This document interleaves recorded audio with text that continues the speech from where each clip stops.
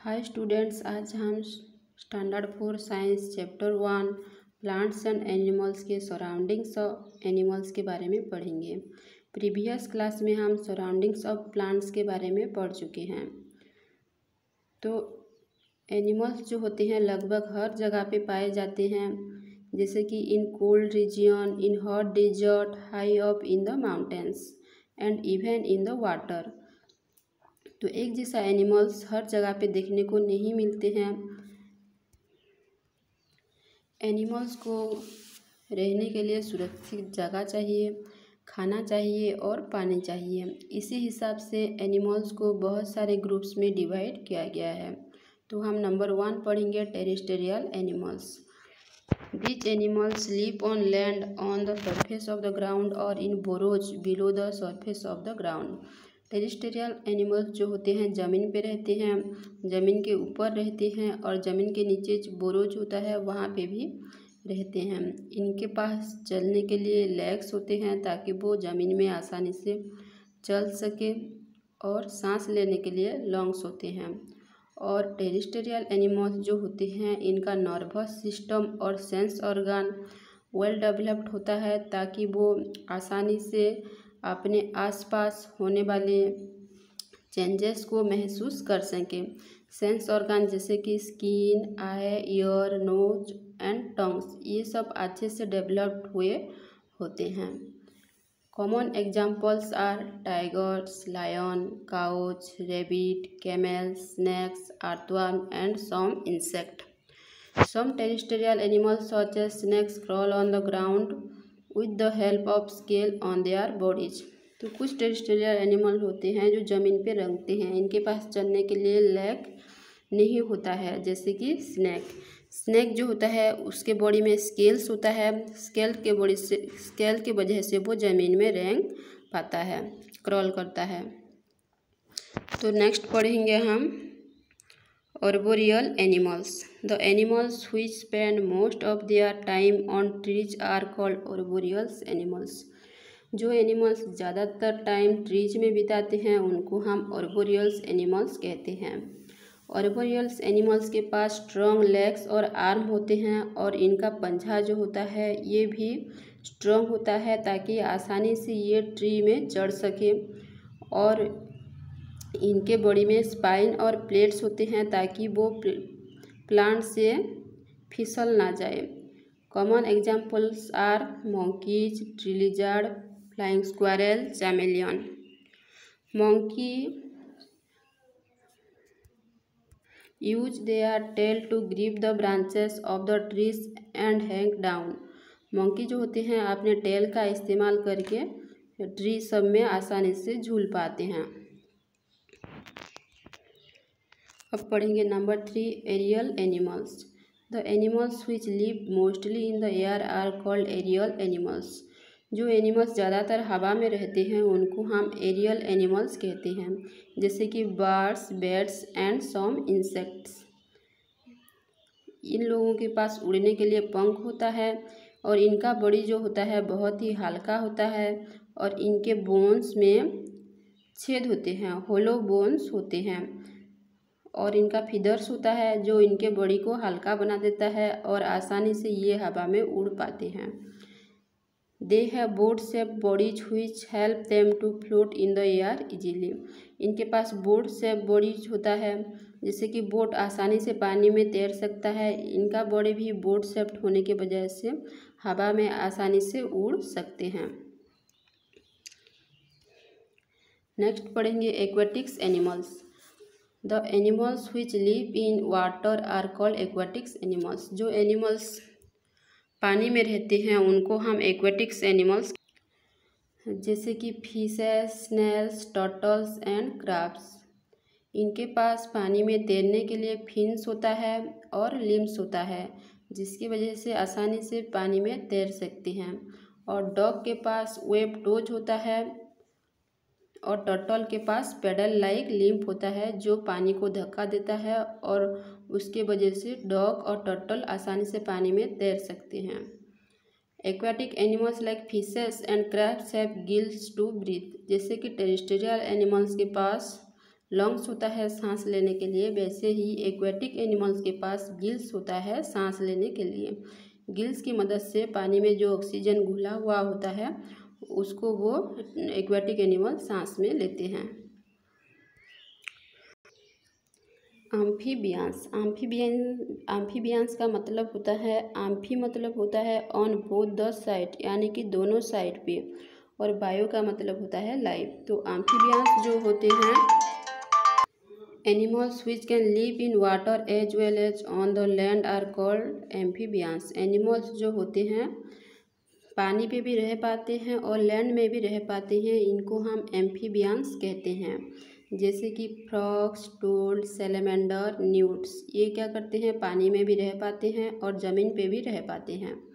These animals have limbs that help them to swim in water and to move on land.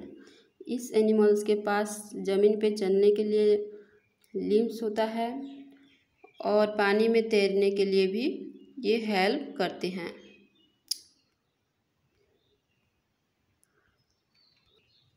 अब हम पढ़ेंगे adaptation according to food habits. Food habits के मामले में animal सब कैसे अलग अलग होते हैं। तो number 1, plant eating animals herbivores. Animals like cow, goat, buffalo, sheep and giraffe eat plants. जो कुछ एनिमल्स होते हैं जैसे कि cow, goat, buffalo, sheep, giraffes, ये प्लांट्स के पार्ट्स को खाते हैं, और जो प्लांट्स के पार्ट्स को खाते हैं उनको हम हर्बीवोर्स कहते हैं। Plant eating animals are called herbivores. They have sharp cutting teeth and strong grinding teeth. इनके पास शार्प कटिंग टीथ होता है और स्ट्रॉन्ग ग्राइंडिंग टीथ होता है। Number 2, flash eating animals carnivores. जो एनिमल्स दूसरे एनिमल्स को मार के खाते हैं उनको हम कार्निवोर्स कहते हैं, मांसाहारी। जैसे कि lion, tiger, fox and dogs, ये क्या करते हैं दूसरे एनिमल्स के फ्लैश खाते हैं, मांस खाते हैं, इनको हम कार्निवोर्स कहते हैं। The flesh eating animals are called carnivores. They have well developed tearing teeth. इनके पास जो टीयरिंग टीथ होता है, फाड़ने, पहले का टीथ जो होता है फाड़ने वाला टीथ, ये बहुत स्ट्रॉन्ग होता है। इसकी वजह से वो आसानी से मांस को फाड़ पाते हैं। और कुछ बर्ड्स होते हैं जैसे कि ईगल्स और वल्चर्स, ये डेड एनिमल्स को खाते हैं और हमारे एनवायरनमेंट को साफ रखते हैं, इसीलिए इनको स्कैवेंजर्स कहा जाता है। Number 3, animals eating plants and other animals omnivorous. जो प्लांट्स के पार्ट्स को भी खाते हैं और दूसरे एनिमल्स को भी खाते हैं उनको हम ओमनिवोरस कहते हैं। जैसे कि बियर, क्रो एंड कॉकरोच, ये सब क्या करते हैं प्लांट्स पार्ट्स भी खाते हैं और छोटे छोटे एनिमल्स को मार के भी खाते हैं। Plants and flesh eating animals are called omnivores.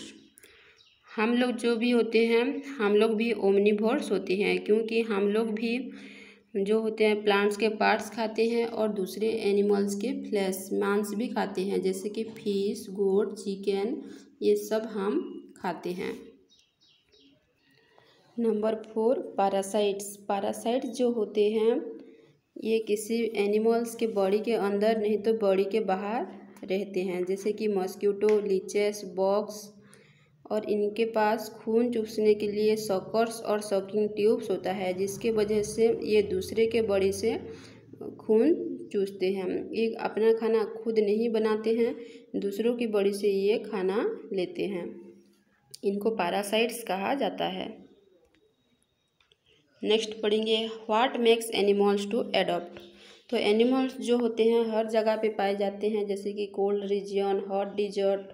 तो यहाँ पे पाए जाने वाले एनिमल्स के पास ऐसा क्या होता है जो वो ज़्यादा ठंडी सह सकते हैं, ज़्यादा गर्मी सह सकते हैं, तो इसके बारे में अब पढ़ेंगे। The body structure of animals are adapted to their surroundings. जो बॉडी स्ट्रक्चर होता है वो अपने सराउंडिंग के हिसाब से ढल जाता है, इसीलिए यहाँ पे पाए जाने वाले एनिमल्स आसानी से वहाँ पे रह सकते हैं। जैसे कि the skin of animals act as a protecting organ. The skin of animals help them to protect from various climatic condition.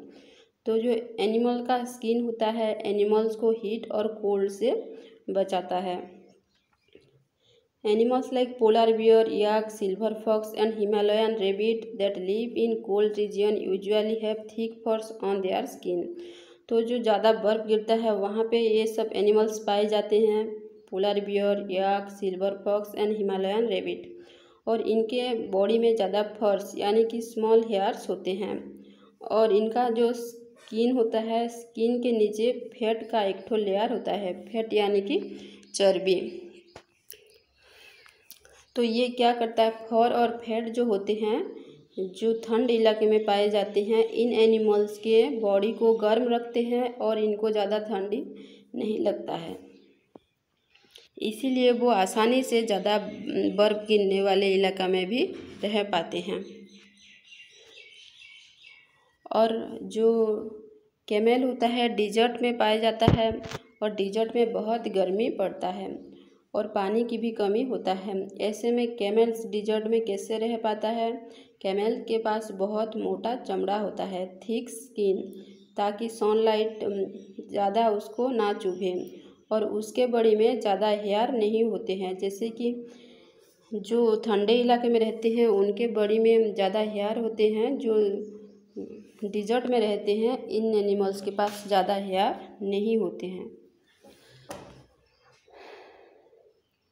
और कुछ एनिमल्स होते हैं जैसे कि स्नेक एंड बर्ड्स, इनके बॉडी में स्केल होता है, नहीं तो फीदर्स होता है। ये क्या करता है, स्नेक और बर्ड्स को बचा के रखता है।